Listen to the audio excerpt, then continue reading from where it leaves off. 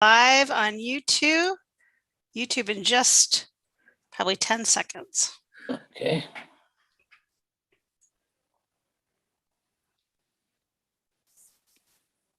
Okay, we are good. Good evening, everyone. I'm Bob LaSalle, Chair of the Citizens Involvement Committee. I'm calling to order the meeting of June 7th, 2021. Dennis, would you please call the roll? Sure. Can you hear me? Whoa. Okay, I'm going to take that. Okay. Find my head. Okay. Beginning with Hills, Carla. I'm here. Oh, Linda Basinger. She's not. oh, Dennis, do you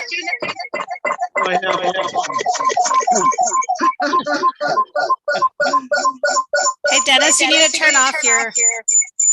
I'm here.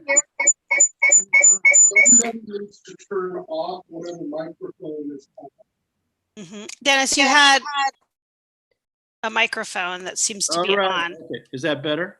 Yes. Okay. You know, it was the mute was crossed off, so I guess it reverberated. I think we need to start over, Dennis. Okay, sure. Okay, beginning with Berkeley Hills, we're going to call Carla Laws. I'm here. And Dee Dee, are you there? Thought I heard her. Dee Dee's out of town. And Kanima has Linda. Yes, I heard her before. Myself, yes. Caulfield, John Keys. Here. Gaffney Lane, Amy. I'm here. Hillendale, Sarah. I'm here. Great. McLaughlin, Denise Beasley. I'm here. Oh boy. Park Place, Steve. Here. Great. And Bob is of course here. Rivercrest, Karen. Present.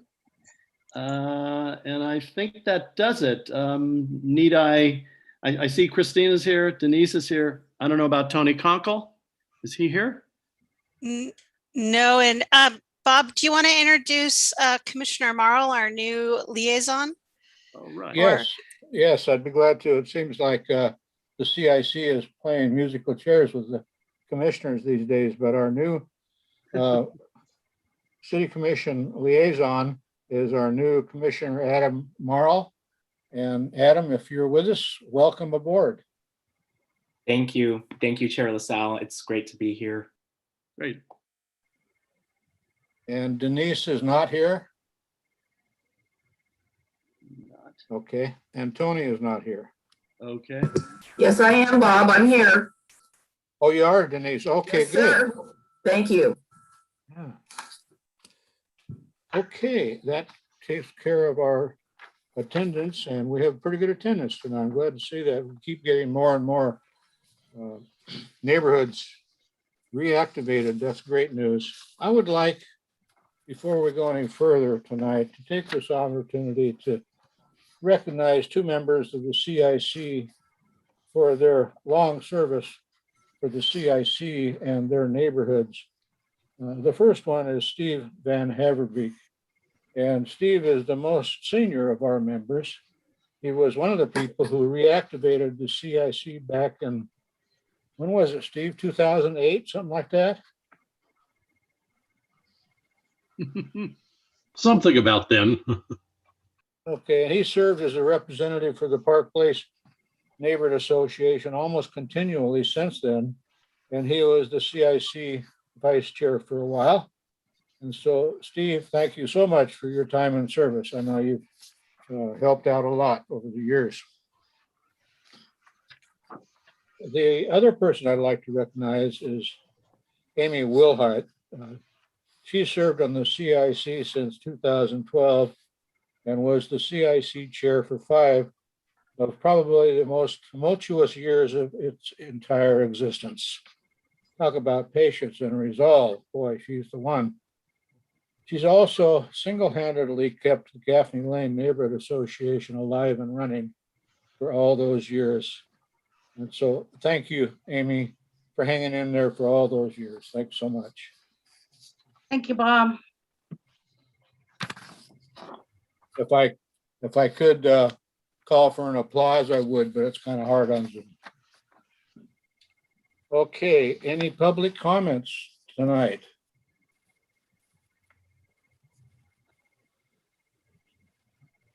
Okay, having none, then we'll move on to presentations on our first one. I had one. Oh, yes. Go ahead. Okay. I've been a part and involved in the toll bridge meetings that have been going on. And the majority of Oregonian citizens are against the toll. I personally am not in favor of tolls, but with what's being done, consider with the toll money doesn't set well with me. At first, you would think a toll on a bridge would help pay for the roadway. Even though a majority of citizens are against the toll, the state is very much proceeding to implement it. The toll monies are used for equality, diversity, and assisting those in need. I moved to Bellevue in 1968, and there was a toll on the 520 floating bridge that was supposed to be eliminated when it was paid for. 50 years later, the toll is still being done and money is used for social issues. The term equality is used in these meetings just so pleasing and happy to make everything say this is cheering, make it real happy, almost like a leading rally football game. The citizens that are part of the committee are so careful when they speak as not to offend. You never hear anything negative, and many tougher questions are asked. They're set aside with comments like, "We will talk to you offline to explain this issue."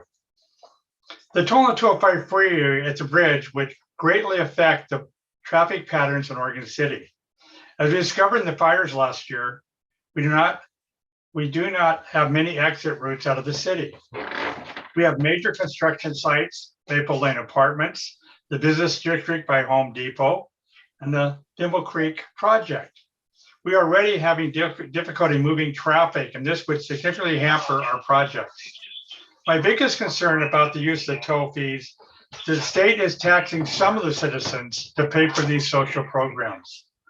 If the citizens are for these programs, then we should all be taxed and contribute to the causes, not just some. They're on these certain roadways. I strongly believe that children should not go hungry, and every child should have access to medical care. But as citizens of the state, everyone should be involved in paying for social issues, just not some of us. That's it. Thank you, John. Are there any other public comments?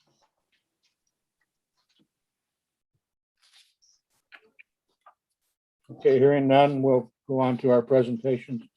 And our first one is Mayor Rachel Lyles Smith for telling us about her approach and objectives. Mayor, proceed. Thank you. Good evening, Chair and CIC members. It's good to see you all again.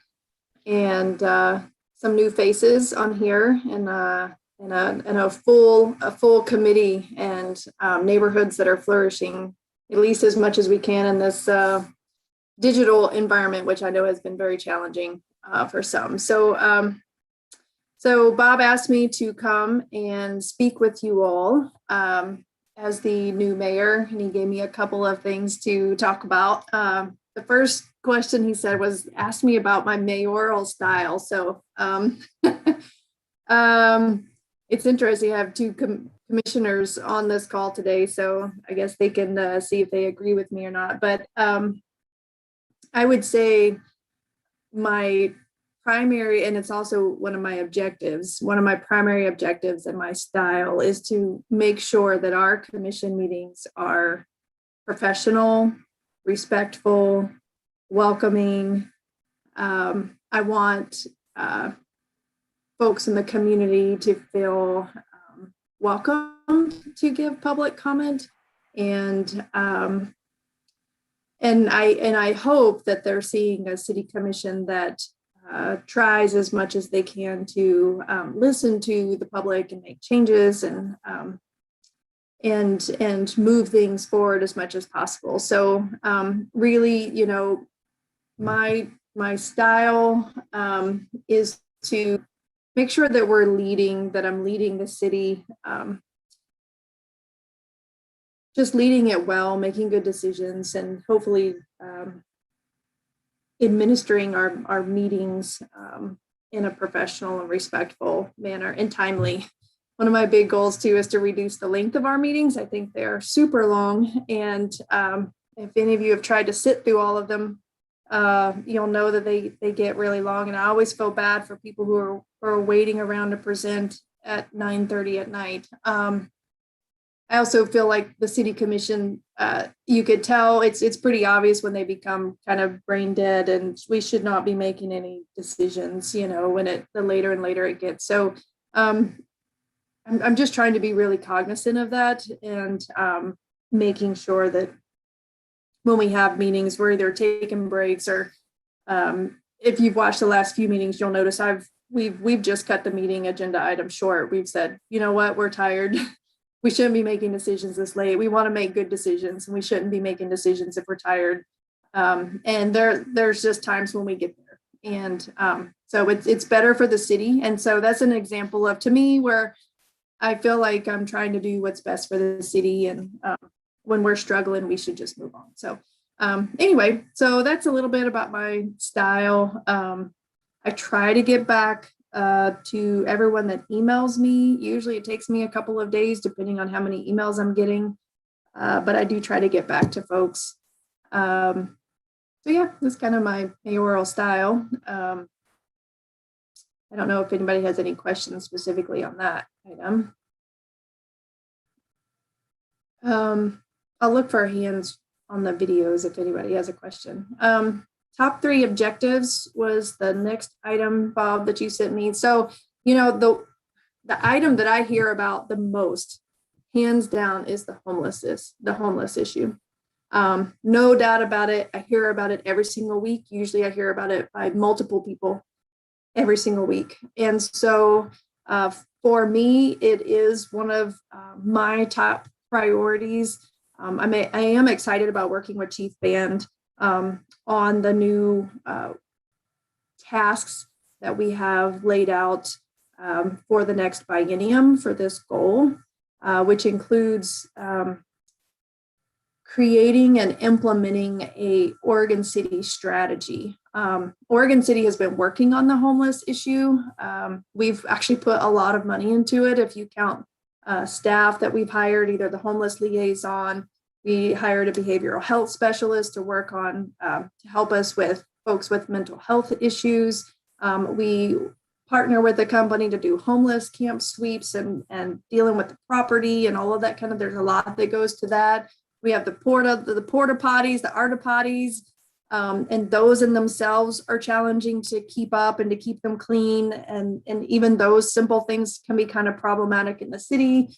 So there's just a whole variety of things. So we've been working on that issue, but Oregon City as a city hasn't really had a formal strategy of how do we want to try to work on the homeless issue. Where are there gaps? Where are there areas that we can partner and should be reaching out to the county and others in our region to try to, because it's a regional problem and it needs regional solutions. And so I want us to be part of that conversation with Milwaukee and the county and Gladstone and others, and how we're working on this together. So as you can tell, I can talk about that one quite a bit, but that really is one of my top 3 objectives. And I believe that the community would would prioritize it as one of the top 3 objectives.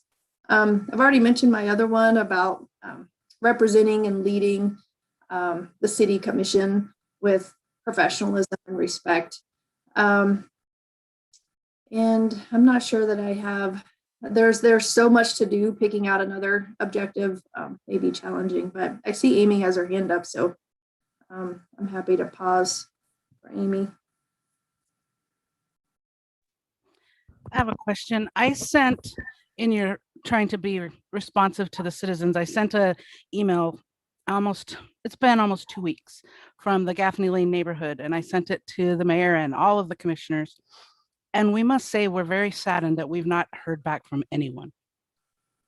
So I don't know if it's the topic you didn't want to talk about, but that is upsetting when a neighborhood sends a letter and we don't hear back from anyone.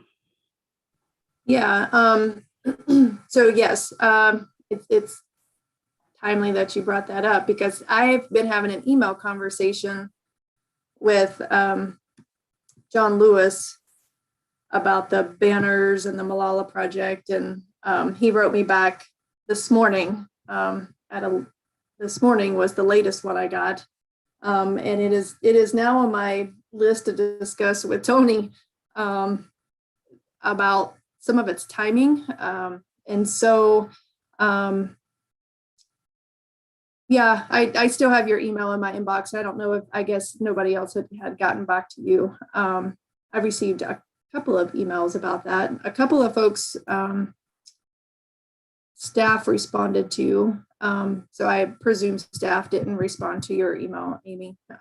But there were a couple that came in right around the same time from Gaffney Lane.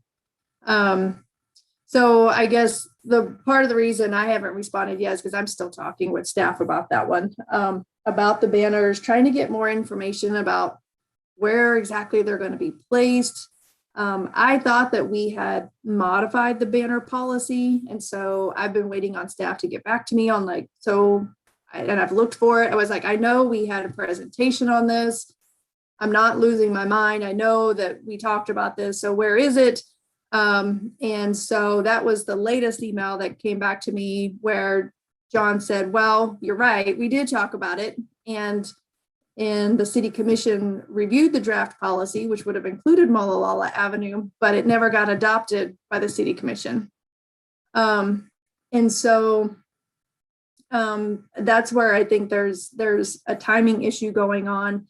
Our spring calendar ended up getting so full that things that were originally intended for the city commission to hear got moved out. And so he's telling me that that's on the agenda for August, that's how far out we are, but that's when it's been slated to come back to the city commission. So again, that's why I said I'm still talking to Tony about that and the timing and all of that, trying to make sure I understand the full thing. So, and I appreciate that. Just, it would be nice if we would have known that you're having those discussions. We were told that we would be invited into a discussion about the banner, and we've not heard back one single word from Public Works either since Brian told us that. He said there was going to be a committee. He wanted us involved. We've not heard back.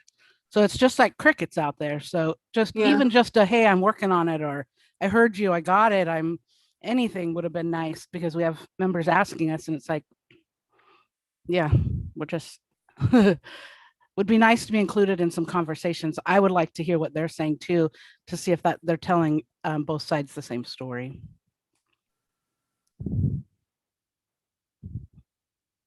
any other questions? Are there any other questions for the mayor out there?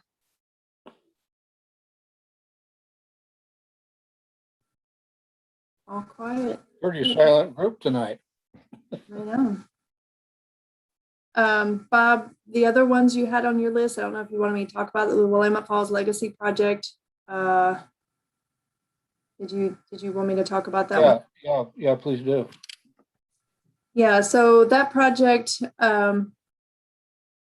is moving along slowly. The Grand Ronde recently presented to the City Commission their visioning for the private development portion of the site. I love the vision. I think it looks great. Their vision includes several alternatives for buildings and parking and stuff like that. So it's really a high level conceptual vision for the site, and you can find that on the Grand Ronde's website if you're interested. And the presentation that they gave to the City Commission about 2 weeks ago should have been recorded. It was a special meeting on a Monday night. I think it was like May 24th or so. May 24th. Yeah, so that piece is going, I think, pretty well. The Grand Ron they had hired a consultant. They had spent quite a bit of time on it. They also applied for a grant, for an EPA grant to help work on the cleanup. They were recently awarded that. It was $800,000.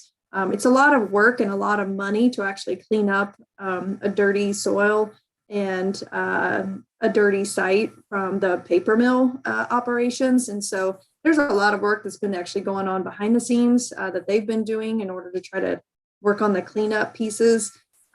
So that is slowly moving forward as they're able to move that forward. I know we're all excited and ready to get some development happening on that new piece. So on the old Blue Heron site. So it'd be exciting if we can start seeing some construction or something moving forward. But clearly they still have a bunch of site cleanup that they need to do. There's also structural questions about some of the buildings. So it's not like it's a great site that's just ready for them to just come in and do a bunch of stuff too. I think there's going to have to be some, even some of the historical buildings, some structural assessments made to see whether or not they're salvageable. And all of that takes time, especially if they're one of the buildings that were marked as historical and should be preserved. The Riverwalk piece of the project has slowed this spring. And part of that has been because the trust was tasked to work on the engagement piece with all of the tribes. There are 5 tribes who have expressed an interest and have a history there at the falls. And so there was a pause kind of put on the Riverwalk work so the trust could work on that engagement with the tribes and incorporate them more into the project.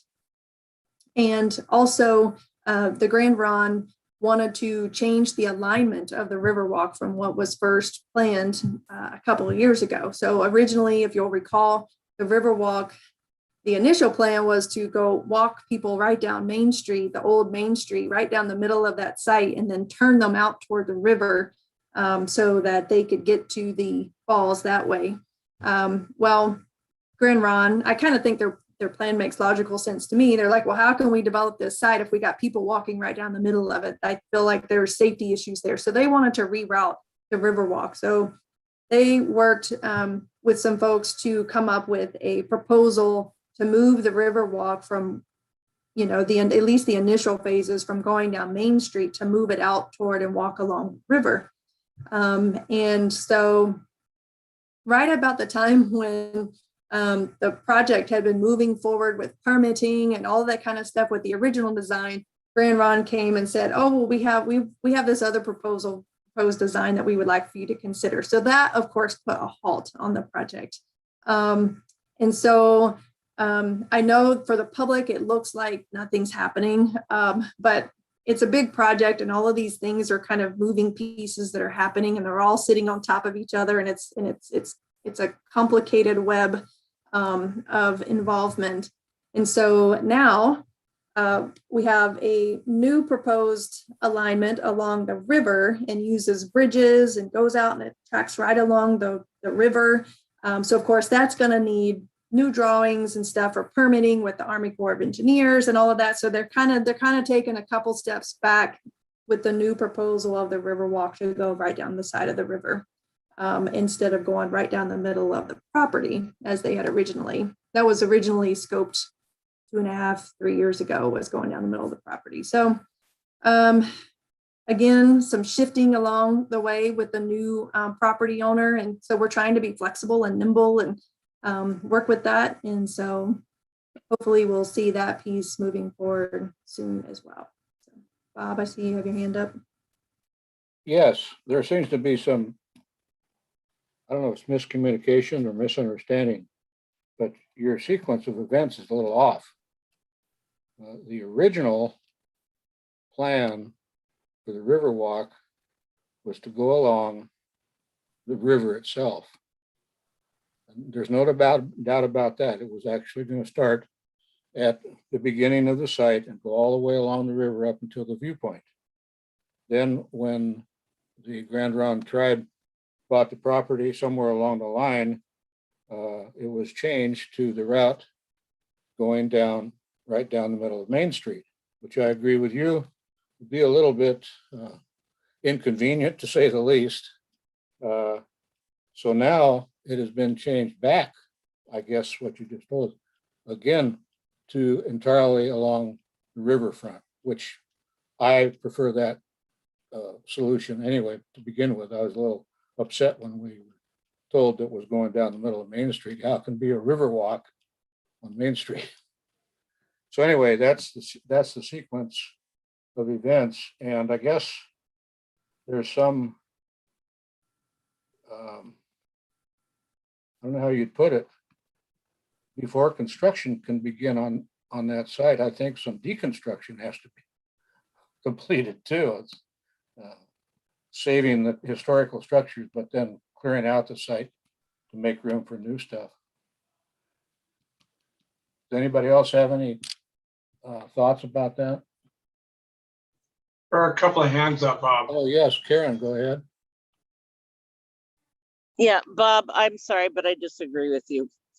The river walk was, yes, mostly along the river. But the plan when we were working with George included coming into property, actually up to Main Street, some public areas, gutting out some buildings, et cetera, et cetera. From what I've seen from the Grand Ronde after, oh my goodness, how many years of meetings on this thing, they're limiting their plan at this point to the walk along the river. None of the public areas or reuse of some of the buildings that we had originally proposed turning into public spaces. But when George owned the property, there wasn't any real plan to route it through Main Street. It always has been somewhat along the riverfront. This is slightly different, less public area in this plan at this point, but agreeing that there's a lot of deconstruction that needs to be done. So who knows what the future will bring. Yeah, there's definitely a couple of phases to this. And I will say that the actual alignments and how far we can get in the planning with the Grand Ronde and the easement is one of those items that is currently being, discussed. It's an active conversation. So, we've seen preliminary stuff, and we don't have anything formal. We don't have anything formalized that's ironclad that says this is the design yet. And even in the phases, we received a proposal from Grand Ronde of a phase 1 and a phase 2, and so yeah, but there's nothing formal, so it could change. It's not totally set in stone yet. So those are some of the ongoing conversations that are happening. Christina, do you have comments? Thank you. I just have a real short comment. I think what everyone is saying is correct, that we're still working through all the details, but real quickly about the phasing in Main Street. The Main Street approach was really only done because there was only a finite amount of money for phase 1, and the state funding required a prominent view of the falls. So therefore, to spend money on phase 1, the design had to get to the Mill H overlook, and really the only way to do that with the money on hand was to go down Main Street. So with a new owner and an owner with a much more active redevelopment plan, that no longer became viable. And so the Riverwalk design didn't change, but our approach to phase 1 with a prominent view of the falls with the finite amount of money we had was really the difference.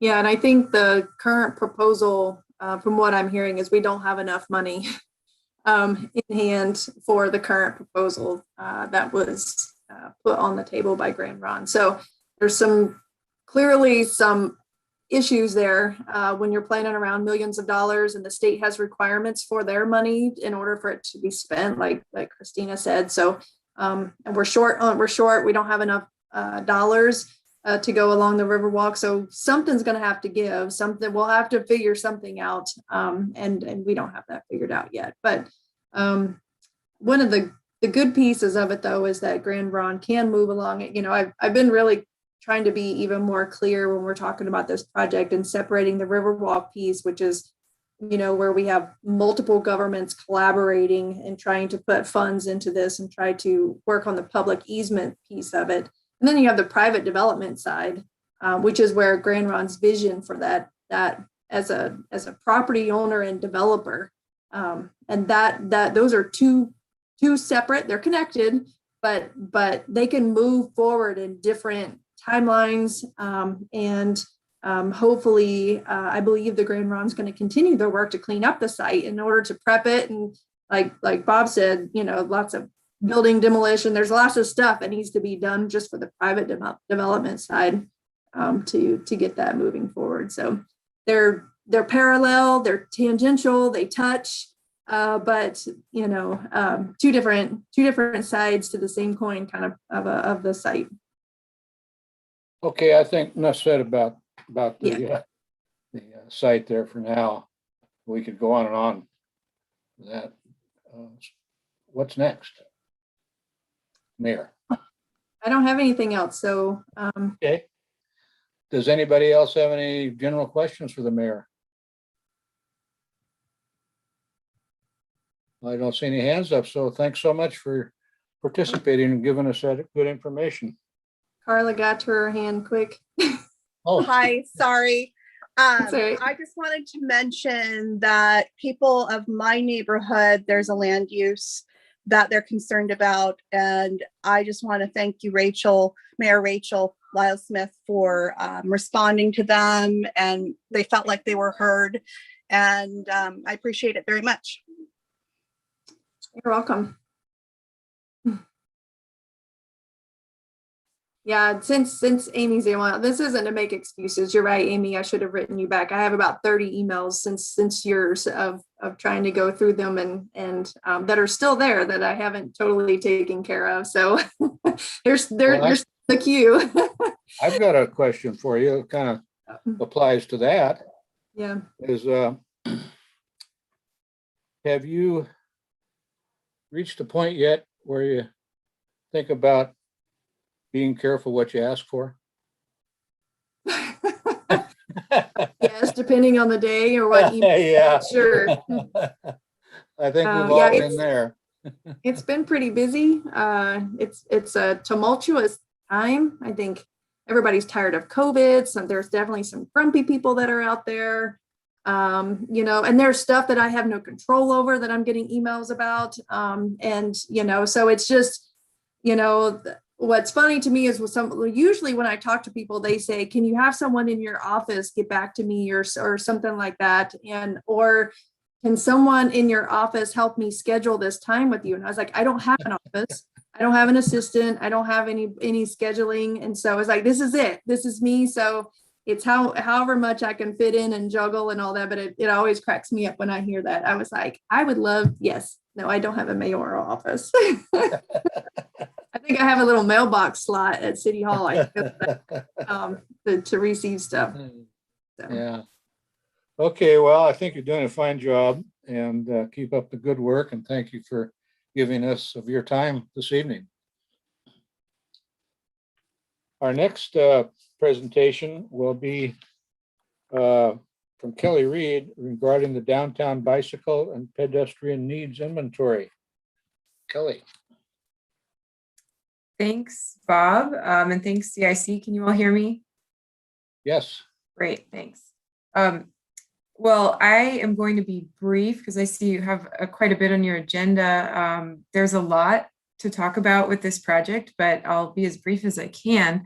And I'm going to share my screen. Christina, I'm not sure if I have that ability yet, but let me test it out. I'll wait until you give me the hosting privileges or whatever I need to share my screen. So I'm here as the staff person who staffs the Transportation Demand Management Working Group.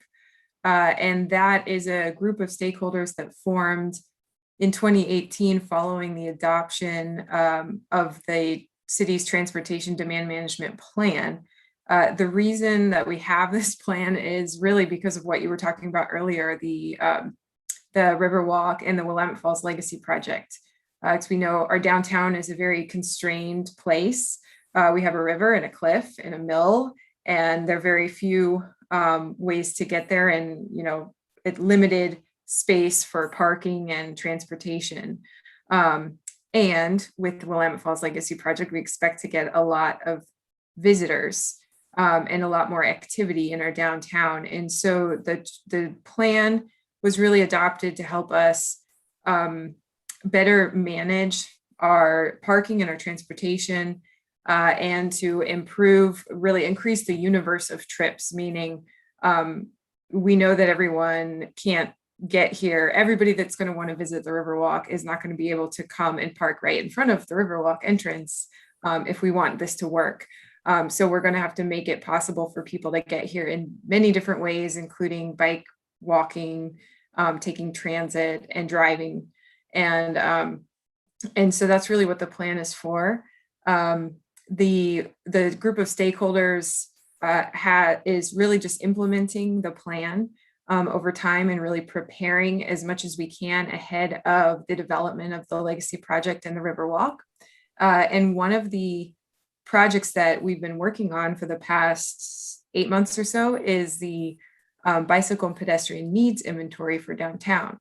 So we looked at downtown and the bluff area above the elevator in the McLaughlin neighborhood to really look at the conditions and figure out how we can improve the environment for bicyclists and pedestrians, so that when people come downtown, they feel safe choosing to bike or to walk. And of course, we know about our downtown. Everybody walks downtown, because even if you drive there, you park and you walk, and it's a walk. It's a park once kind of place where you're not going to get in your car and move from block to block. You're going to park once and you're going to walk to your destinations, or you're going to park above the elevator, take the elevator down and walk. And so everybody's a pedestrian downtown at some point. And so we want to make sure that we make it as safe as possible and provide the right infrastructure for that. So I'm going to quickly now share a story map that's on the website, on the city's website. And we've had this up for about a month or more to share with the community what we've done in this project and to get input from folks. So I'm going to really quickly kind of scroll through it here. Can everyone see my screen? Yes. Okay. So very quickly, I'm not going to go through the entire thing because it would take way too long, but here's our project map. If you all can see that, it includes downtown, an area around the bluff, about, within walking distance of the elevator, and then the north end of downtown all the way up to the Amtrak station. And what we did is we looked at existing conditions. We looked at where we have crashes, dangerous intersections. We have a lot of existing data in our GIS department and beyond. These are ADA ramps that are either missing or not to code. We looked at where are the dark areas at night where we don't have good street lighting. We did an analysis of how safe or stressful it is to ride a bicycle on a street, depending on the volume of traffic and the speed and the facilities that are there. So these are the stressful bicycling streets and intersections. We looked at where we have missing sidewalks, where the transit stops are, where we have existing bicycle parking. And then we engaged a group of volunteers from the community and from the working group to go out and actually log their observations using an app. And so those folks went out to an assigned area and looked for tripping hazards, looked for unsafe situations at the intersections, and then any observations or ideas they had when they were out observing, they put in the app. So we have a lot of rich data from folks throughout the project area. In addition to all of that data collection, we interviewed more than 10 individual folks, and then of course talked with agencies, other agencies and staff. And we got a lot of ideas that way too. And here's kind of the major points of what we heard. To be successful, this project, the needs inventory action plan, should be focus on safety, equity, be well-funded, realistic, implement it soon, kind of all the things that you would expect to hear. And we did hear a lot about better sidewalks, crosswalks, more bike parking. We heard we need a public restroom downtown. We need better signage, wayfinding. So those were some really common things that we heard over and over again. I'm gonna kind of quickly scroll through. So we have a draft project list and project maps. And so these are all available on the website. So I'm not going to show you each one, but just as an example, we have we split it into 3 segments. So this is kind of the heart of downtown historic Main Street segment. Looking at Railroad Avenue, there were some dark areas there. Railroad Avenue, as you know, doesn't have any sidewalks for the most part. And so it can feel a little uncomfortable if you're walking through. So we have a Railroad Avenue improvements project here as one example. If we scroll to, I'll show you some snazzy pictures in a second of the actual project renderings. We have some projects in the McLaughlin neighborhood. Some of these are already in our transportation system plan, but what we were able to do is get a little bit more detail into what the project would look like. So the TSP just kind of had a little dashed line on a map saying, yeah, we need a bike route here, but what does that really mean? Or we need a family-friendly route here, but we've been able to kind of look at it more specifically. So in the north end, near the end of the Oregon Trail, here's an example, a crossing at the Amtrak and the end of the Oregon Trail intersection. Right now, I think there's a crosswalk, but traffic moves very quickly. It doesn't stop. Adding a rapid flashing beacon, perhaps when the landfill property is developed, that came up as a project. So I'm going to get out of the story map. There are some area-wide projects as well, and there's a survey at the end that you can take just to give us your reactions to those projects and all the information that's on the story map. I also have a couple of slides I put together, so I'm going to pull that up just to show you some cool renderings that our,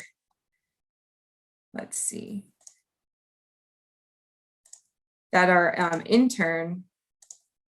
Okay, can you all see that one? Yes. John Adams family friendly route. Yeah, okay. We were able to hire an intern with grant funding, and our intern put together some really cool sketches and renderings that we would normally not be able to get, but for the grant funding that we have. So I'm just going to go back, show you a couple of the pretty pictures. So one of the really tricky intersections that we talked a lot about in the project was 10th and Main. 4-way stop, lots of different movements going on. A signal is pretty much impossible there because of the railroad, because of the proximity to 99E. But one of the things that we discussed that might improve safety is high visibility crosswalks. So you see a little rendering of salmon jumping there on the crosswalk. So that would be a really high contrast, highly visible way to improve that crosswalk and make it a little bit safer for folks, knowing that we can't really revamp this intersection, but it is something that might be not too expensive, but very effective. We also looked at potentially eliminating one or two of the movements to try to make that intersection just a little less complicated. Here's a Railroad Avenue, Railroad and 9th here, where it's kind of unclear where you're supposed to go if you're walking. We could just use simple paint and little candlestick bollards to delineate space and slow the traffic down, calm the traffic, so that people aren't whipping around that corner and not seeing, someone who's trying to cross the street. So what I really like about this project is that we were able to come up with some solutions that don't involve a whole lot of cost. It's really just paint, thermoplastic striping, and it can be really effective. We talked with McLaughlin last month because, the Bluff area is in the McLaughlin neighborhood, and we got some positive reaction to some of the intersection treatments here. This is at Washington and 6th. We're proposing 6th Street leading to the elevator as a family-friendly route, so that folks can safely get to the elevator from anywhere in the McLaughlin neighborhood, and then hopefully beyond, if we make all the right connections. But here we would have some traffic diversion is what we call it, but it would block cars from going straight or turning left onto Washington Street. And any vehicle would have to turn right, but bicycles and pedestrians can go through. So this would slow people down quite a bit and really calm down that intersection. And it would address the vision distance that's, or the sight distance that's really tricky when you pull up to that intersection and you try to look down and see if anyone's coming. It's really tough to see. And so this project would really help that situation. Another one in the McLaughlin neighborhood is at John Adams and 5th. This is right at the corner of the Pioneer Center entrance. Again, traffic's moving really fast down the hill, Lynn Avenue, 5th Street. And so this would be, once again, just the use of some really simple plastic bollards and some paint to slow down the cars and give people some space in the middle of the street as a refuge where they can wait if the traffic's moving too fast and they can't find a time to get across all at once. We talked a lot about bicycle parking. We have some business owners downtown that are really excited about putting a bike corral in front of their business, hoping to not eliminate any vehicle parking spaces at the same time, just use some underutilized space. But we've identified a few locations for these bike corrals. Also, wayfinding signage plan came up a lot. Like, we need some comprehensive wayfinding to help people get around. 14th and Main was another really tricky intersection where it's currently very dangerous, especially for pedestrians trying to walk along Main Street. That traffic on 14th doesn't stop at all. And so adding some curb extensions and eliminating some turning movements might help a lot to get people across the street more safely. And last, this is kind of a fun one, Center Street, where the railroad trestle is, kind of near the new food carts, back behind the new food carts, creating a Woonerf, which is a Dutch term for a shared street or a living street, where it's kind of an interesting space that has public art, that has spaces for people to be, and it's a really slow traffic street. So there's some really cool opportunities to work in this area and connect up Main Street to the north end of downtown. I'm going to just kind of skip through the rest because I don't want to take up too much of your time, but I just wanted to share some of the really nice renderings with you. What we're looking for at this point is just some input and feedback on the draft project list to help us prioritize. So right now, we've got the projects, there are probably close to 30 projects. And we have, between public works, between downtown Oregon City and tourism, we have funding to use. And so we want to know really what is everyone's top priority to kind of work on in the near term. And then what should we save for a longer term project? We're going to, so I went to McLaughlin Neighborhood Association last month, to the Downtown Oregon City Association Board. I'm going to be at the Transportation Advisory Committee next week. And so if the CIC has any suggestions for other folks to talk to, I'd love to hear that. If you have any comments on your priorities, love to hear that too. Also, you can take the survey. It's still open. And then the Transportation Demand Management Working Group would kind of be adopting this plan after we hear back from the public. And then really it would just be implemented by city staff. And we'd be going to the city commission in the future if we need any transportation system plan amendments or funding requests. Those would go to the city commission.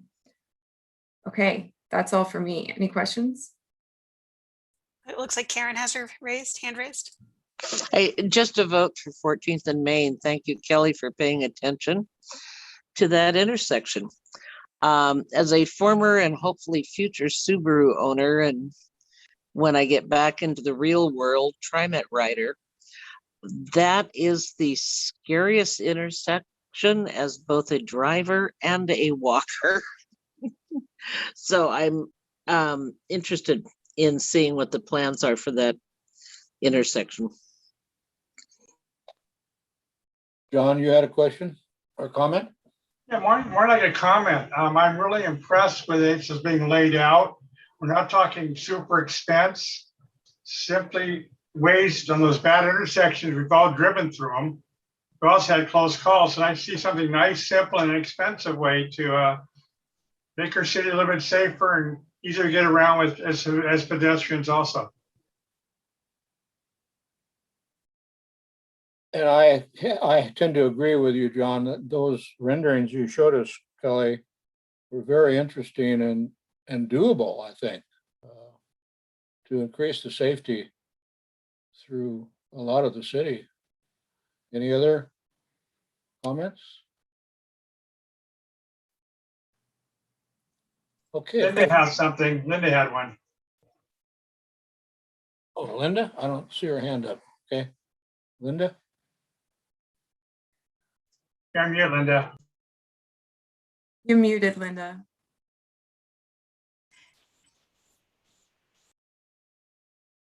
Yoo-hoo. Start over, Linda, you're on mute. Oh, there you are. Okay. Is it possible to send that survey out to the CIC members? Linda, this is Christina. I have a link to the survey on the liaisons report, so I'll be able to show it, and it's already on the agenda if you look at my liaison report. Thank you. I can also throw it in the chat if that's okay, Christina. And so it's going to be a link to that story map, and you scroll to the very end and you can take the survey there. Okay. Anyone else? Okay, well, thank you, Kelly, and good luck on that project. It looks pretty exciting. Thank you very much. Okay, our next presentation will be the Chamber of Commerce update with Victoria Minnick. Good evening, everyone. Again, thank you all for inviting me again to present to you, to kind of give you a quick little update of what's going on. So as I previously mentioned before, we are working on the business recovery centers. We've been doing that since November of 2020 with the county, going out to all businesses in the city and calling them, finding out what kind of assistance they need, helping guide them to grant funding, PPE, and just all around business support services. So we are continuing that currently through the end of June, possibly getting extension to the end of December. In the middle of all that, we are working on the governor's $2.7 million emergency fund that she has given our county. We would like to help assist and get that out to our community. And so we'll be hearing more about that in the future. We also have a request in currently an actual commitment from our state rep and our senator for about 1.3 million from the ARPA funds, which is the American Rescue Plan Act. That should hopefully come in October. We'll know what that plan is. Currently, it's a three-point support system of technical assistant, support services, and grant funding. So as we get more details, we'll come and let you know how that's going to go forward. We currently are working on a partnership with the City of Oregon City, along with the Downtown Oregon City Association, for a marketing campaign called Destination Ready. We hope to launch that in September. So you'll be hearing a lot more about that coming forward. Let me see. Oh, and we're pretty excited. We are going to have our first in-person hybrid meeting on June 23rd. So we are going to have some people in person and some people on our Zoom, which for us, it has been over a year and 3 months since we've actually been in a room with each other. So we're pretty excited.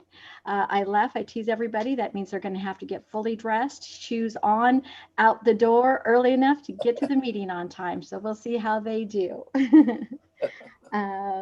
The next thing, we are moving. So we were blessed to spend the pandemic here in the location that we currently are at on 615 High Street.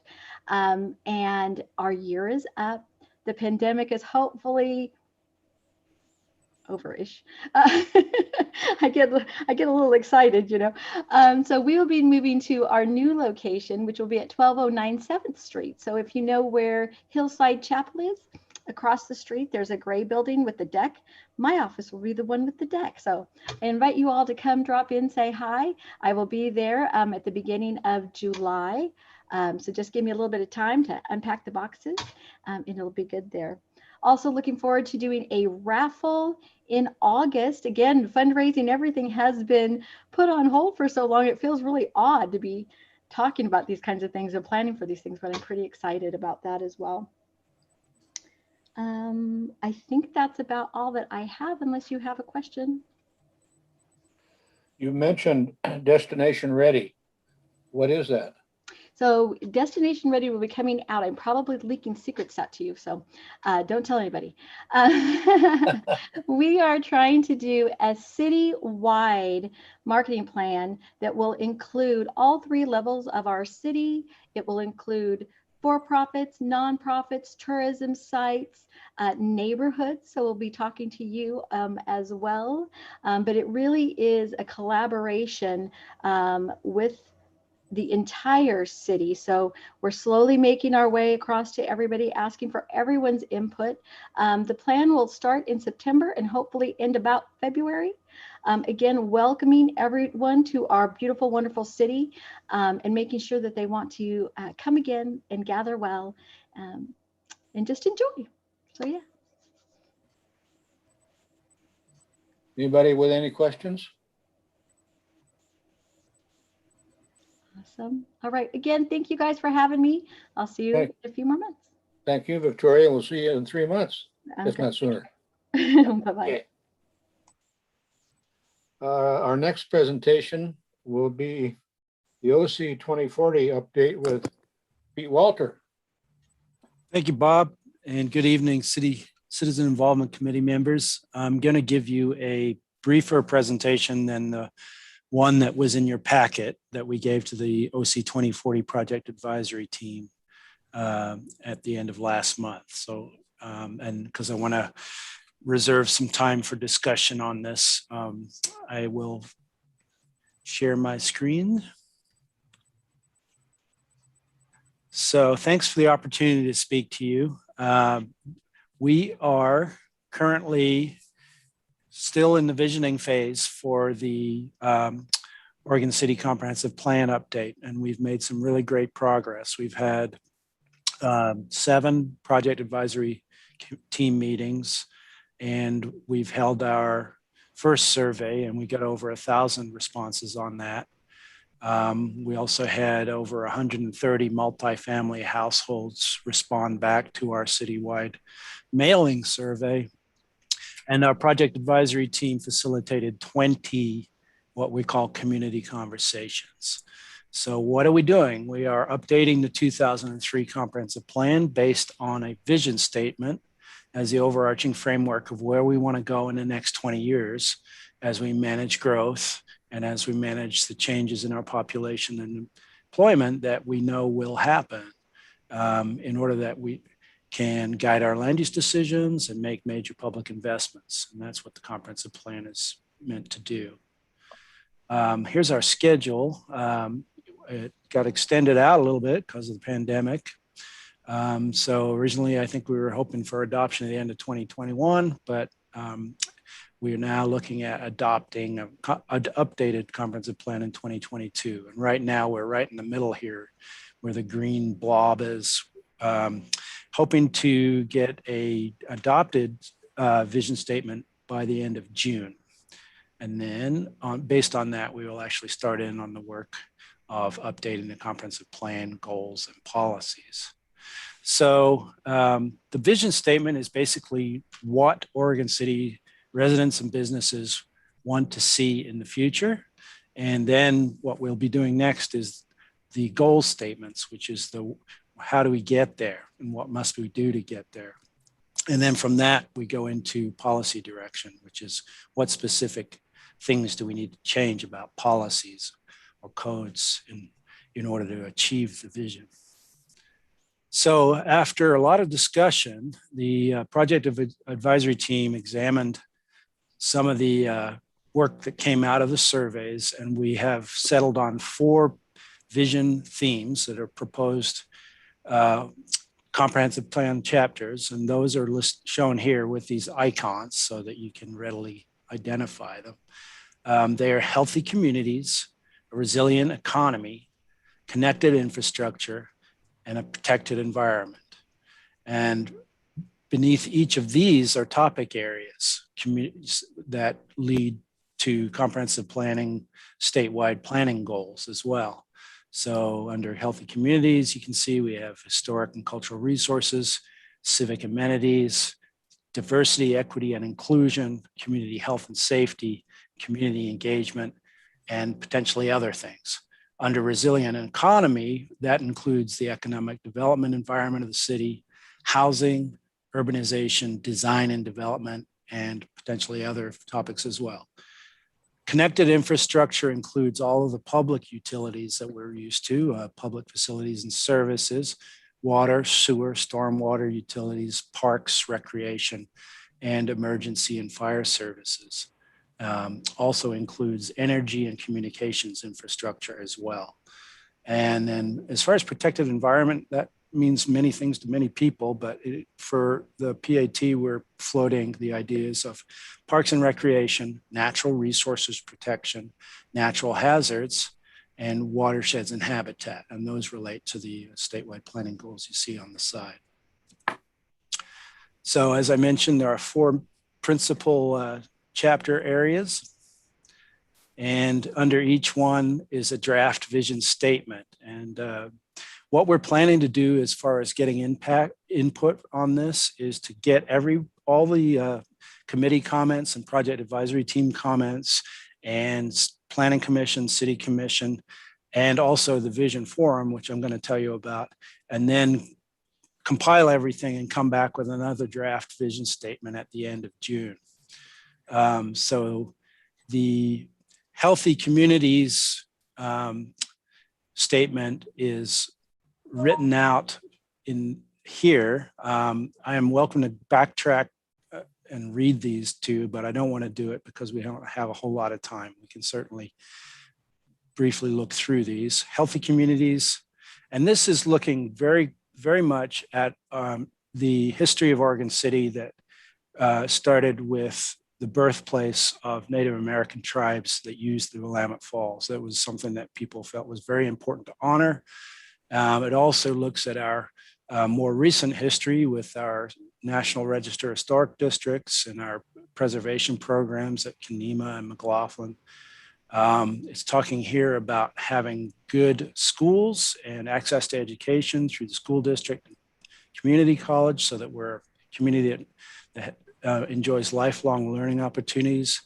And that culture of learning leads to engaged residents, and so that we are a diverse, equitable, and inclusive community.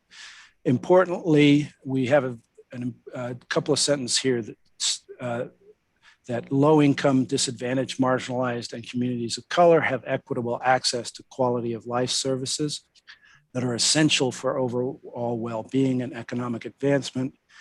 And we are a city of welcoming neighborhoods, both new and historic, that are connected to nature, grounded in a strong sense of place, and which fosters personal connections. In 2040, Oregon City's communities are a place of vitality, support, and opportunity. The resilient economy chapter, it talks about opportunities where we're a thriving and complete town, where people can have all their needs met and live, work, and relax without having to rely on the greater metro region. Obviously, we have links to the greater metro region because we're part of it, and it's part of our economy as well. Diversity of housing for all age groups. And so that's talking about aging in place and providing housing for our houseless neighbors, including shelter and services, having a robust and diverse economy to create living wage jobs, and also support local businesses. And obviously, everyone's enjoying the downtown and wants that success to continue, so that we have local dining, shopping, and activities for youth as well. Big emphasis on completing the Willamette Falls Legacy Project and providing a waterfront destination as an economic engine for the community. So that's realized through access to the river. Connected infrastructure is what you all think of in terms of what we mentioned, public infrastructure, but it also talks about having state-of-the-art communications infrastructure to close the digital divide and strengthen education and engagement. We are a collaborative city and an effective partner that coordinates with neighboring jurisdictions and regional, statewide, and federal agencies to advance our transportation, utility, and communications infrastructure.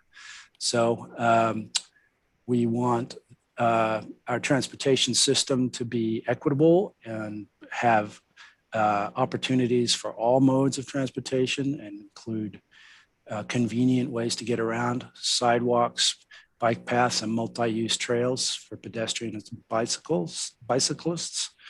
So that's what that one's talking about. And protected environment. Here we're talking about the things that we all value and which give us a sense of place. Emphasis on having a climate action plan by 2040, so that we have a clear guidance on what we can do as a city to improve that. Referencing our confluence at the intersection of the Willamette and Clackamas rivers, and the ways in which that plays into tourism. And so we have a challenge here of balancing all of this with maintaining healthy habitat for fish, wildlife, and native vegetation, improving and preserving our tree canopy, and making the best use of our native natural areas like Kenema Bluffs. Hillendale Park is mentioned specifically because it is a natural area that people love. McLaughlin Promenade, and then we also have Newell Creek Canyon. So it's difficult to find the balance with the length of these statements. There's been suggestions that we should bullet out each of the sentences so that they stand alone as an individual thing.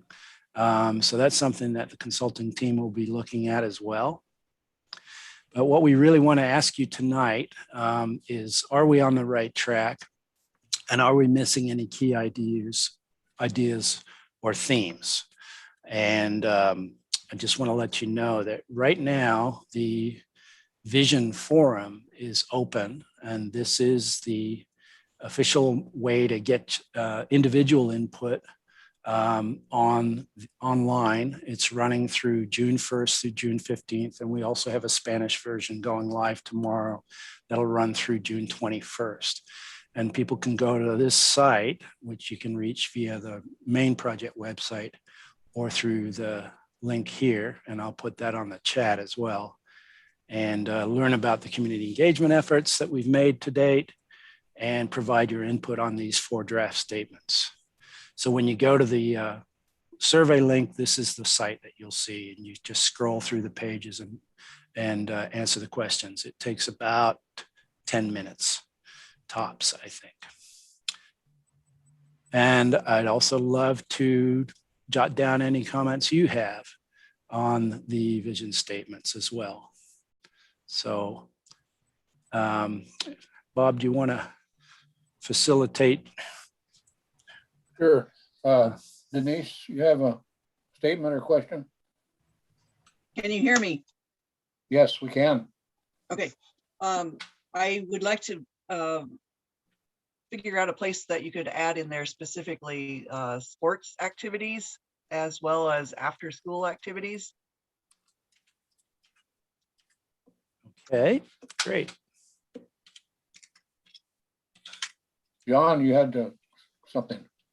I'm going to go back to this slide here. Yeah. Yeah. Just might not be place and time for this. I just have a question on the infrastructure situation. One of the early meetings when I started getting involved in the city stuff, I heard the comment that the biggest mistake they made was not making Beaver Creek go over the top of 213. Is there any thought in the future to look at something like that? Because with all the building and the expansion, Beaver Creek at some point in time, Enrique is going to grow. And I just see that with becoming just a really, really big tie-up with all the Thimble Creek and the apartment stuff. And we're trying to expand in these areas, but we got to be able to move people in and out if you want business to come out here. They can't, get trucks in and out to do their businesses. They're certainly not going to be very interested in building out of here. Yeah, it's early days yet. So that kind of thing is something we'll, definitely want to get comments on. I'm not going to go into much detail on that particular project, but I will definitely record that comment for sure. Thank you. Denise, you had something? Yes, I just wanted to give John, my friend John from Caulfield, a little correction. That was a state of Oregon ODOT project before 213 opened. The city of Oregon City never committed to doing that work because it's not our roadway. But it was in the early plans and they nixed it because they said they didn't have enough money. Well, fantastic. Thank you. Now I know. Well, I think you turned yourself off, Denise. It's supposed to be clover leaves. That's what it was. So you know where the bus barn is? That was where one of them was supposed to be. The other one would have been, they would have had to build it up because it's, down in that hole. It was on the early plans for the construction of Highway 213. Well, I'll add to that. During one of our transportation committee meetings, the subject was brought up, well, more than one of our meetings. But originally it was in the transportation system plan. And then ODOT said, you might as well just forget it because we don't have the money to put into it. And back then it was about $30 million. Right now it's probably 60 or 70 million to have a flyover or underpass, whatever you want to call it, put in there. So not likely that that's going to happen anytime soon. Karen. Okay, I'm chuckling, Pete. I'm working through your presentation on my Chromebook. Any volunteers to read the vision statement out loud? That was the question we asked the project advisory team. So we're trying to, and we got 4 volunteers from the project advisory team so that we can record them reading the vision statement out loud and get it and facilitate getting further input on it. But we're not asking for you guys to do that unless you want to. Darn, I was gonna offer, If- because last time I will, got- I will pitch it over to the consulting team and you can get on the horn and do that. Well, and I have to say, the last time I was asked to do a voiceover on something, I got beat out by somebody named Alice Norris. So I'm still available. Are you available? Okay, Yes. great. I'll pass your name along to Anise. Thanks. I will say that this vision statement that you have in your attachments was the original vision statement, and there was quite a lot of discussion during our last meeting, the OC 2040 meeting. Yep.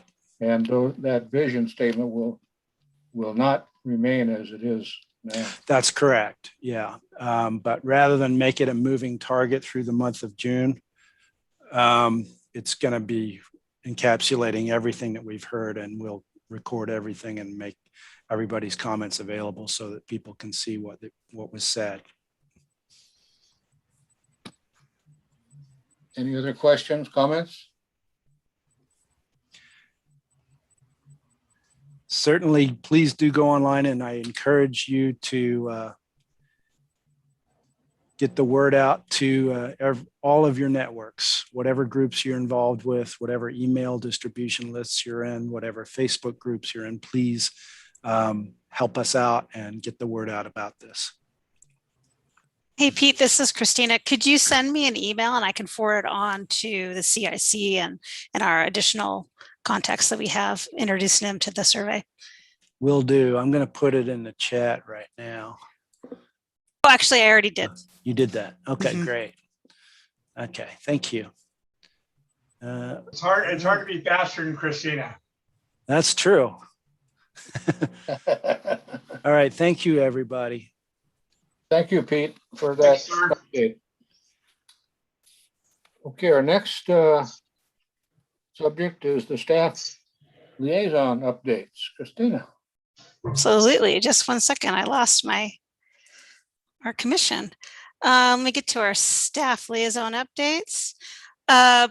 With summer approaching, a lot of people have been asking, at least planning staff, questions about accessory buildings and decks and porches. And we have a nice how do I section on our planning page. We also shared this in the June trail newsletter. It's a great first step to see planning requirements about how your grand ideas that you thought about while you were taking a shower, if it could work. And they're a great place to start. Planning@orcity.org is the email for the planner of the day, and permits@orcity.org will get you in contact with the building division staff member if you have any specific questions about building permits. For people who want another way to get the link to the action plan survey that Kelly was presenting, I have a link to the survey here as well. And as Pete mentioned, he'll send me an email that I'll forward on to this group with the OC 2040 survey.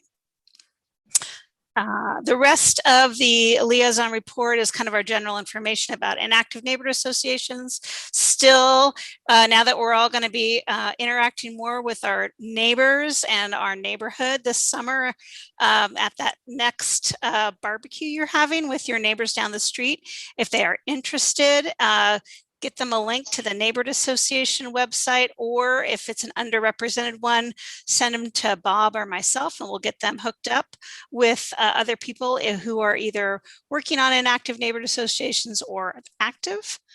As always, if you are interested in development applications, comment deadlines, or public records requests for pre-application conferences, all those links are always available on the liaison report that I send out each month. To remind everybody, there's no July CIC meeting. That's the 5th, which is the city is closed. We're honoring the July 4th holiday, which is Sunday. So on Monday, the 5th, city will be closed. There will be no CIC meeting, but there will be an August meeting. And that is all I have. So I'm available to answer any questions if anybody has any questions.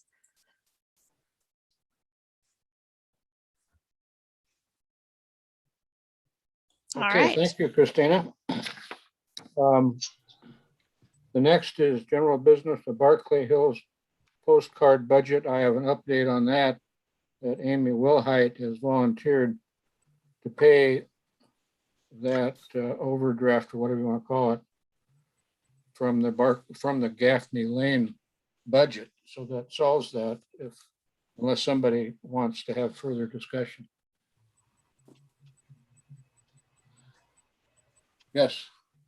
I was wondering, I did standard postcards that I would do every year since we've kind of met virtually. Is there any way to increase that budget just so that I'm able to do, just minimal postcards per year? No. Well, that's when I was elected chair of the CIC, I had 3 objectives. And that was one of them, was try to get more money from the city commission for the CIC notifications, neighborhood notifications. However, with the COVID-19, it's kind of made things difficult, and most neighborhoods have not spent any of their budget for their notifications. However, that'll be picking up soon. So I was kind of surprised when I saw the amount of money that you had spent out there. Are those just for postcards? Just for postcards, minimally in our neighborhood. And we even had a special meeting on the 20th. And obviously I had to give at least a week's notice, and I did not use any postcard money for anything other than minimal postcards, every other month. Wow. Karen, you had your hand up? Yeah, just a note. Excuse me. We are close to the end of this biennium. The new biennial budget starts July 1st. Rivercrest hasn't spent anything, so I'd be happy to share with Amy for any overages from another neighborhood. But we do need something after July 1, letting us know what our budgets are for the next 2 years. I really appreciate the neighborhoods willing to share, Amy, and also Karen. Thank you very much. Okay, I'll let you all take care of that amongst yourselves as far as transferring the money and so on. Amy, Bob, I just wanted to say when that next year, I know we're going to go over budget for the same reason. We would have gone over budget.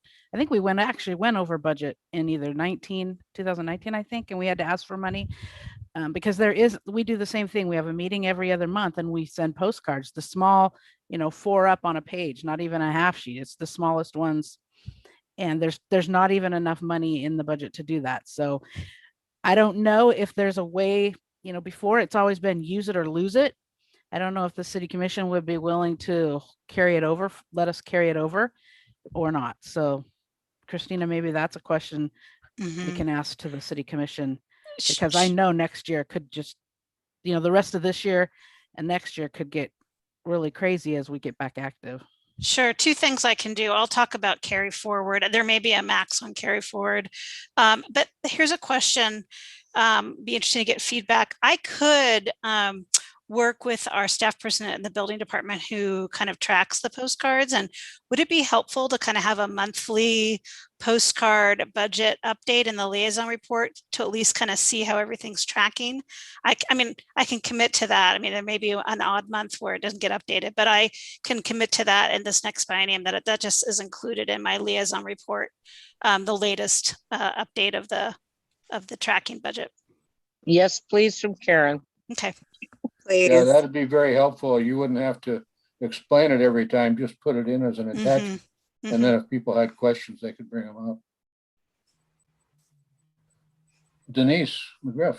Yes, Christina, I'm sure you've heard, but the post office is proposing an increase in the postage. So is that being taken into account? I do not know. I can check in. Yeah, and I think yeah, with the neighborhoods that have over 1,000 households to mail to, that's a lot of people that that they're trying to reach. And Mhm. it really would be helpful. I mean, just so you know, I would support any request for an increase in the budget for the neighborhood associations. And I've been advocating for that for years. Yeah, well, I mean, the budget is, I think, set for this next biennium, but the thing I will look into is what kind of carry forward we can bring in from this budget. We also have contingency, so there may be some money from there. Yeah. We're waiting to hear back about the FEMA money that we are getting, but we don't know when we're going to get it. So there could be some, there could be a little wiggle room there. Yeah, most likely, I think having it monthly tracking, that may be kind of 6 months in, we can have a better handle, and that may be a great time to, with data, to come back to the city commission. Okay, I will anticipate going before the city commission on bended knee to try to get more money for the neighborhoods. But the fact remains that we have to try to stay within our present budget, and as hard as it may be, you kind of have to bite the bullet and may have to reduce the amount of meetings you have per year until we can get the budget back on where we hope it would be. I know that I'm able bending your knee, Bob. I'm able to keep or I was when I was chair of the Park Place neighborhood, able to keep in budget only by very, very carefully budgeting the amount of money that we had. But of course, we only have 3 general meetings per year in Park Place, so that helps a lot too. Any other comments? Yeah, I just had one. If I understood Amy correctly, they overspent, and I would be in her situation. If I overspent, I would just cover it myself. We only meet 5 times a year, but yeah, we just cannot not invite our people to our meetings, so I don't know how to address that problem. Right. And I'm not going to cut back on my meetings. I mean, and the neighborhood has asked us to meet more. Heavens, when you get people saying we want to meet, I'm jumping on that. So I just don't see that cutting back. So I think that, like with Christina sending it monthly, we'll be able to keep a good track. In the past, it's never been an issue as far as too many going over.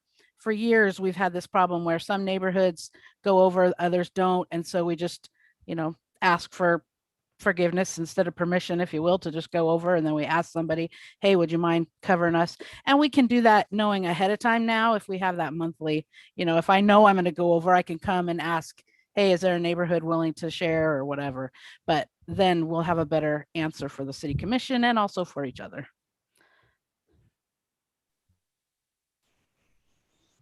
Any other comments? Okay, well then that brings us to the roundtable. Let's see here.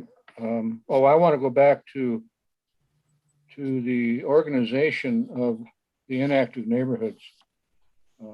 We have scheduled 2 Zoom meetings for 2 of the neighborhoods that are inactive, the South End and the Hazel Grove Wesleyan Park neighborhoods.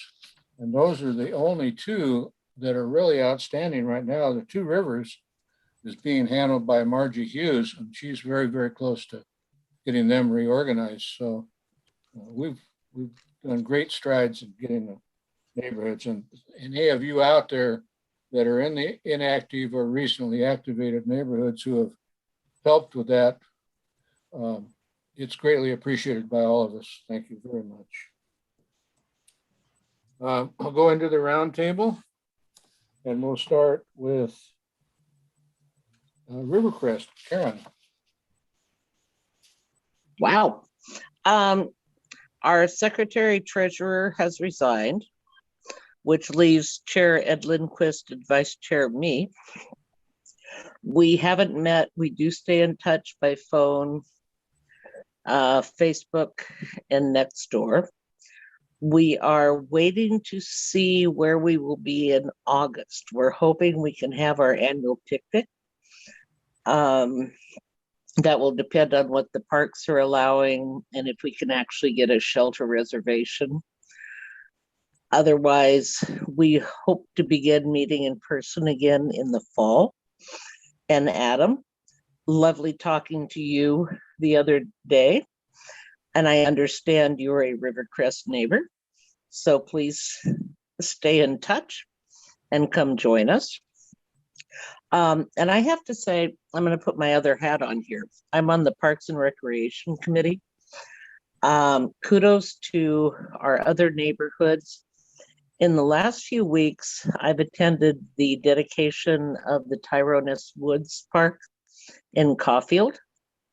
And Saturday went to the DC Ladderette Park dedication in McLaughlin neighborhood. We're moving ahead on fantastic parks. And if you haven't seen the two of them, get out, go see them. They have the most interesting play areas I have seen, much more natural than we've done in parks before. And I am so impressed with what the Parks Department is bringing online. The end. Thank you, Karen. The next one is Steve Van Haverbeek for Park Place. So we had a steering committee meeting in May and had a bit of a kerfuffle when our chair all of a sudden couldn't attend the meeting. So we were scrambling trying to get the Zoom links working, and we had two of them active at one point, but eventually we got everybody onto one. And then we had a very large meeting because we were talking about the Park Place concept plan area. And it's a very contentious issue. So obviously we get a lot more people wanting to get involved. And so other than that, I think we have our next steering committee meeting June 17th. So can't think of anything else right now, so I'll pass it on. Okay, Steve, and for the record, could you please spell kerfuffle? That's KERFUFFEL. Thank you very much. The next one is Denise Beasley with McLaughlin.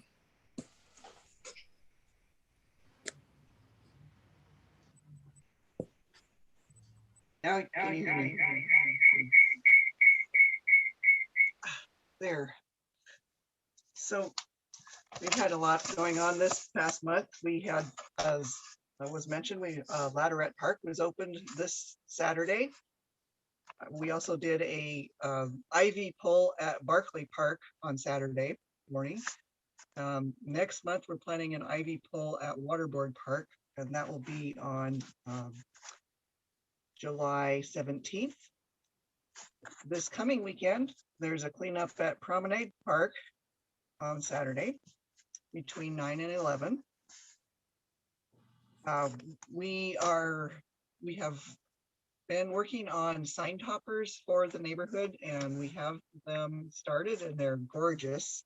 Thanks to Bill Daniels and the Public Works and Denise McGriff for getting those organized and ready to go.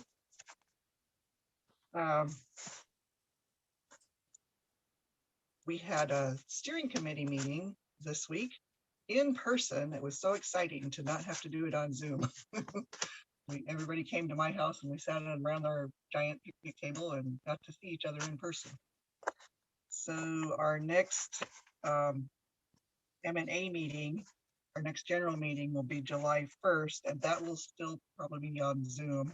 We're hoping to meet in person starting in our September meeting. We have a concern in our neighborhood, again with tree cutting, and we're very frustrated with what happened with an arborist gave an opinion that some giant trees were unhealthy and needed to be cut down, and then he got paid to cut them down and take them away. So we're not happy about that. Yeah, that's it. Thank you, Denise. The next person will be Sarah Peterson for Hillendale. Can you hear me? Yes, we can. Okay. Well, as you recall, we're just getting our footing here, but we did have a meeting of the board. There's 4 of us now in that group. We still need, a lot more participation, but we had a Zoom meeting and we discussed having our membership meeting, our neighborhood meeting in July. We hope to have that in person at Hillendale Park, and looks like that isn't going to happen, so it'll be a Zoom meeting. And I do hear that there's interest in a second spot for the CIC job here from Hillendale, so there will be a cohort joining me. That's good news. And I wanted to, since we have not used our postcard budget for this half of the year, is that something that we can help some other neighborhoods with? I'm new here. I don't know how this works.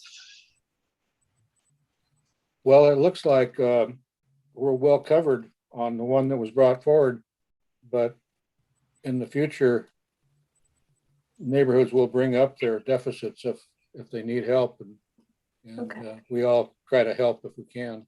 Okay, well, moving forward, I hope we use ours, but I know we didn't for this last half of the year, so I thought maybe we could contribute to those that are in the hole.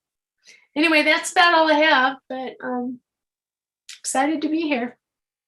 Okay, thank you so much, Sarah. We enjoy your participation. Next person will be Amy Wilhite for Gaffney Lane.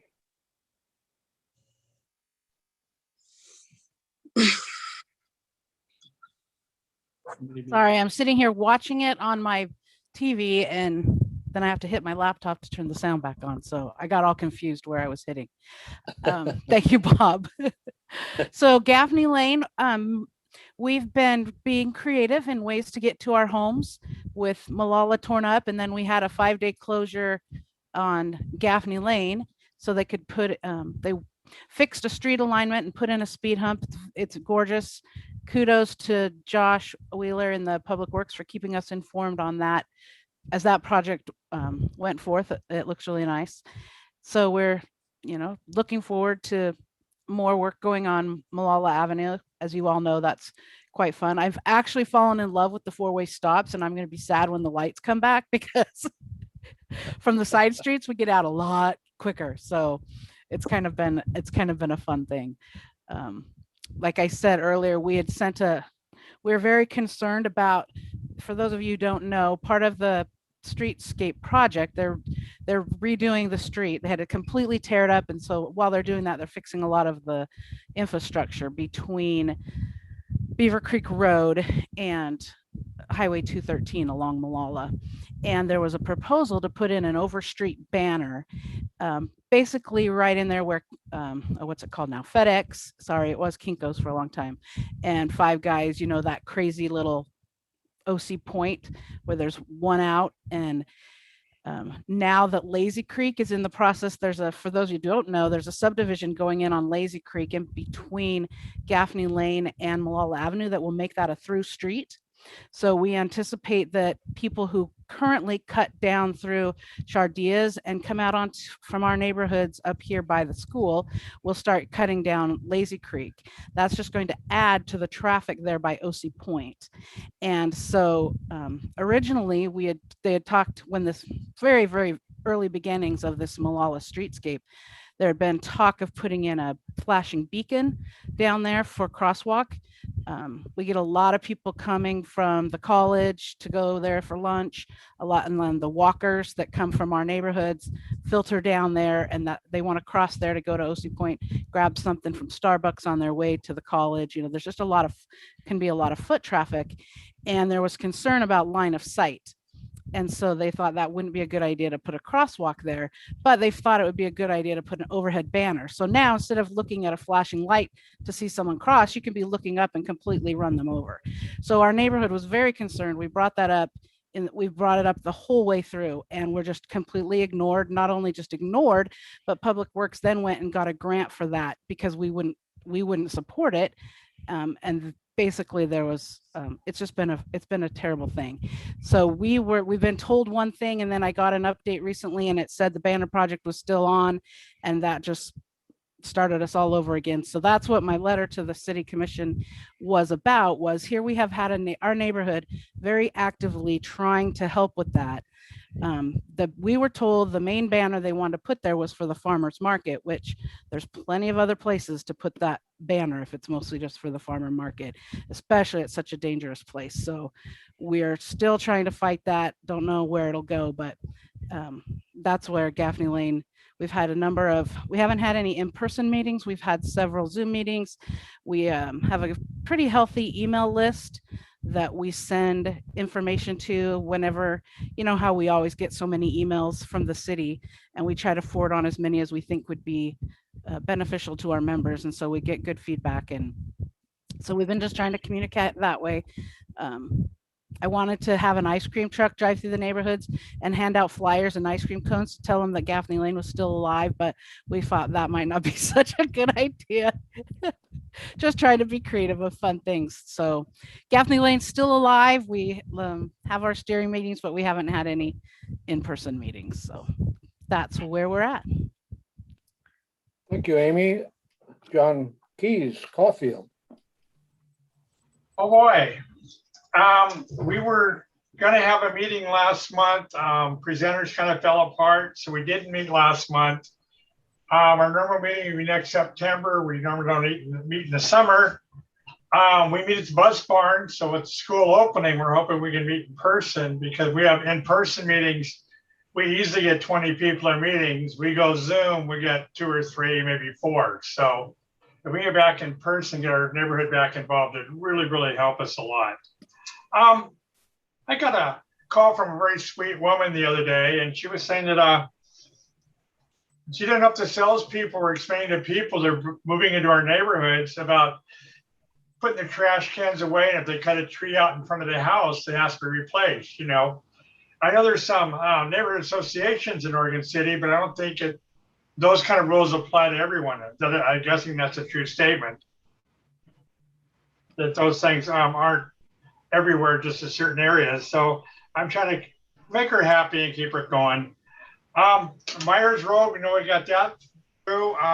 Looks like they're starting to do some building next to Bus Barn. I think the property got approved to have something built there, and they're starting to work there. So that's neat. We have the park, which was said earlier, is really, really nice.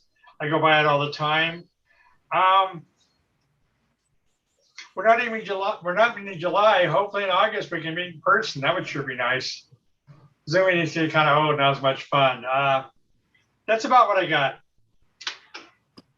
Okay, thank you, John. The next one will be Linda and/or Dennis from Kanema. I could say on the 22nd of May, our annual cleanup the Pioneer Cemetery was in full bloom. We had a large turnout of neighbors who came to assist in the preparation of that weekend.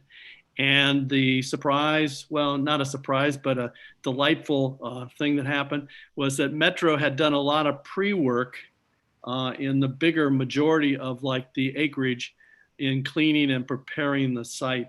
So kudos to Metro for their assist. And I think we went pretty well. Linda, you could talk about the steering committee. Okay, can you hear me? Yep. Okay. Yeah. So we are having a meeting in person June 24th, and we're very excited to have this in the Kanema Park. And we'll be sending out our postcards. I believe Kanema does have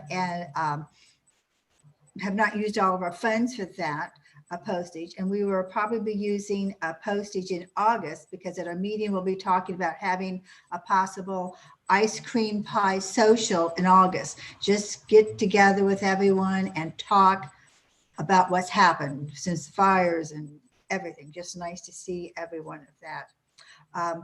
At our meeting, we're going to be talking about perhaps making Kenema a train horn free zone. So we have the train goes through here, they blow the horns. We are all a residential community and we have no cross streets over Kenema. I don't think they need to blow the horns as we come through here. We'd also like better communication with the city on our historic homes. There's no way at this point for new homeowners to find out what they need to do with historic homes.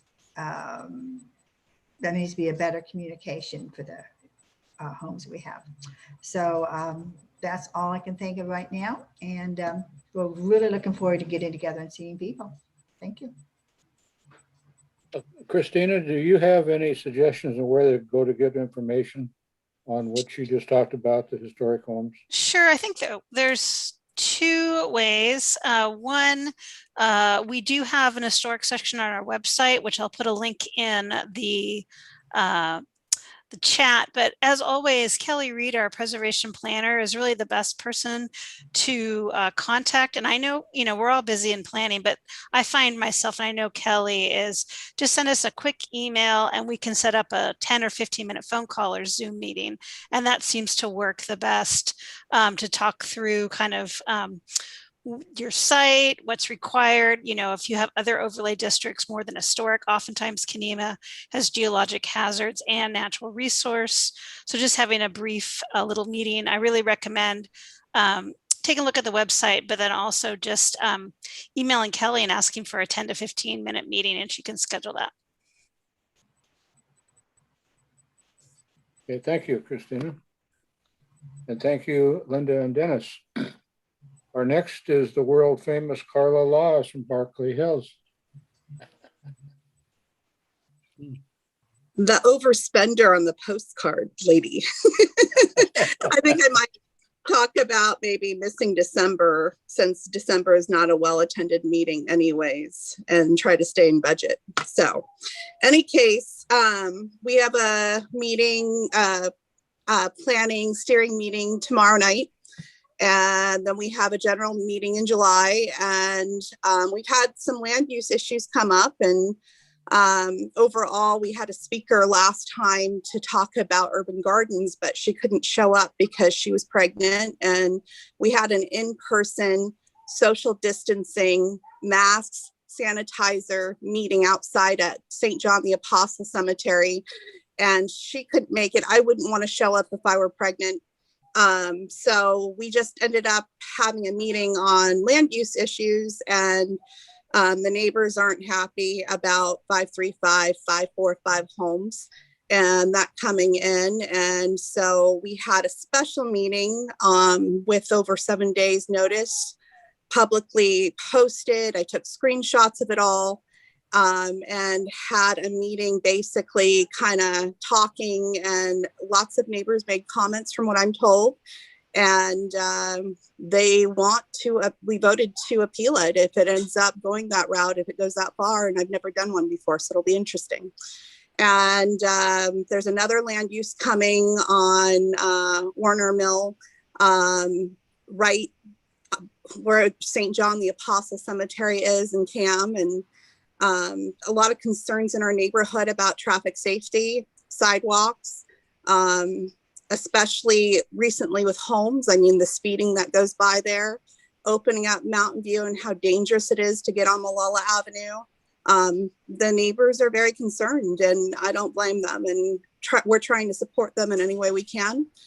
And I was approached, I forget the name, Amy maybe remind me, because Gaffney Lane, McLaughlin, and myself in Barclay Hills was approached by Clackamas, was it at Clackamas County Tenants Alliance about looking for tenants avocation. So I might have them come to our meeting. The other possibility would be, we were talking about, what was the other thing? We're just looking at possibilities, but I think that might be a good idea, especially with COVID-19 and what's going on for tenants. So that's what we're looking at. So we'll see what happens. I'll plan it tomorrow. Thank you. Thank you, Carla. Our next presentation would be from Commissioner McGriff. Yes, thank you. And I'll ask my fellow commissioner, Mr. Morrow, to chime in here. So for those of you that don't know, we have been extremely busy. And when Rachel talked about having a lot of meetings, we have had a lot of meetings. We've been going through budget.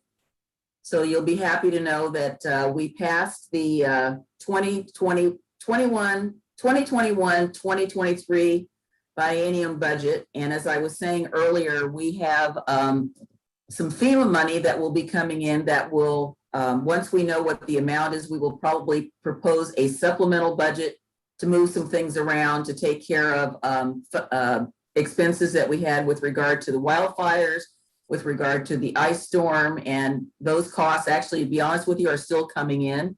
There's still residual problems with that are still lingering. So it was not without a little bit of controversy. I will say the one that was very controversial was our urban renewal budget. As you know, we are still in the throes of trying to move urban renewal forward with a plan and a program that we can bring to the community. And obviously we'd be bringing it to you guys at some point in time, but we're in the process of trying to develop a vision. But what I will say that I think what the general consensus is amongst the five of us is that if we do bring something forward for the community to review, it will solely probably concentrate on the properties that we already own. We have a couple of, how would I say, purchase and sale agreements or pending proposals for people who want to develop our property. And I think that it would be good for us to run those by the community for their input to find out what they think about it. We also, as you know, own property on what I call Lower Washington Street, adjacent to Metro South Station. And we did renew the lease for Clackamas Landscape, but it does have an out clause in case something does come up and we want to look at possibly redeveloping that property. We also have a pending purchase and sale agreement on the property at 10th and Main. For those of you that knew that that was the former building for the Oregon City Enterprise Courier. That's dating some of us, but that's what was there instead of the vacant lot. So we are trying very hard to not spend any money, as was requested by the vote on the charter. But we do have some basic administrative costs that just accrue to any organization that we have to spend some money on that. We cannot really get out of that. We've got auditing requirements. We've got not only the audits by our financial folks, but we've got audits from outside that we have to pay for that. So we're looking at right now doing an IGA with the Urban Renewal Agency back to the city so that we can keep a better tab on those costs. The other thing that we've worked on a little bit has been, we've got a list of work session items. So we just passed some new policies and procedures with regard to annexations. There are a lot more criteria in there and things we want to look at. And thanks to the Park Place neighborhood, we added quite a bit of language about wholesale tree removal, so that unless an applicant is under farm or forest deferral, we will not be seeing these properties that come into the city from in the county be clear cut. So we want to make sure that we respond to that. Some of these, as you know, a lot of the properties that are left over in the urban growth boundary are ones that have environmental or geologic sort of problems because they're the hardest to develop. So you do not want the land to be cleared without knowing what a plan and a program is, so that the soil stays with it instead of all washing, away somewhere. And that not only goes for Park Place, but that goes for the Trimble Creek area as well. We've got some sensitive habitat there. So that's one of the things that we did work on. I don't know if some of you have been downtown lately, but as much as there was a lot of grumbling about the Parklet program, I want to make a shout out to Nebbiolo, who created a very unique opportunity in front of their place. So you go down to the sidewalk and then you detour over around their parklet area, which is in front of their building, and then back onto the curb and the sidewalk. And it looks fantastic. So they actually have the opportunity to have 2 parklets. The Arch Bridge Tap House is the other one that does. The staff has done a lot of work with the business owners downtown. I'm also representing the city on the Downtown Association Board to make sure that we've got clear access. I will say at this point, we've been very lucky not to be sued by any ADA advocates, because we've had some issues with too many chairs and tables being too far out. And as you know, we have the narrowest sidewalks downtown. I mean, they're not the big wide ones like in Portland, but there's only so many things that can go in that area. And one of the things that's critical is keeping a passable area for people to get through. Not that they're going to walk 3 abreast, but someone who's on a scooter or in a wheelchair needs to be able to have access. Plus, us able-bodied people do not want to be dodging chairs and tables and umbrellas and things of that sort, or those big heater things. So that is, did I leave anything out, Adam, as far as what we've been working on at the commission? You got everything on my list. So it's like, we let me just be honest, we've been tired. So when Bob asked Rachel that rather odd question, is this what you signed up for? I don't know. You know, it's a day by day thing. Have been getting out and about to some of the neighborhoods, particularly in Park Place. And by the way, yes, we've been talking about the tree issue, and we hope to get the resolution of Park Place Park. There's the street going down the middle of it, and trying to get that off the dime so that the park can actually be a real live park instead of worrying about a right of way. Things seem to be quiet in some of the other neighborhoods, with the exception of Gaffney, which again, we know about the cross banners. Other than that, you know, thank you for, you know, all of your support. We're doing the best we can. I actually tonight, when I get done with your meeting, this is my reading pile for tonight. Okay, thank you, Denise. Thank you. Commissioner Morrow, do you have anything for us? I would just like to, again, Denise pretty much took everything off my list. So thank you, Denise. I can always expect that of her. But I just want to say thank you to everyone for being here and for the warm welcome. It's been a really strange time to come aboard the commission. And so I recognize I have lots to learn, and we've had meetings pretty much every night. And that's a continuing trend this week for me. But I'm really looking forward to getting to know the rest of you all better. And please feel free to reach out to me via email or phone. That's all available on the website. But my email is amarl@orcity.org. So looking forward to getting to know the rest of you. Okay, thank you, Adam. Does anybody else have anything they want to address?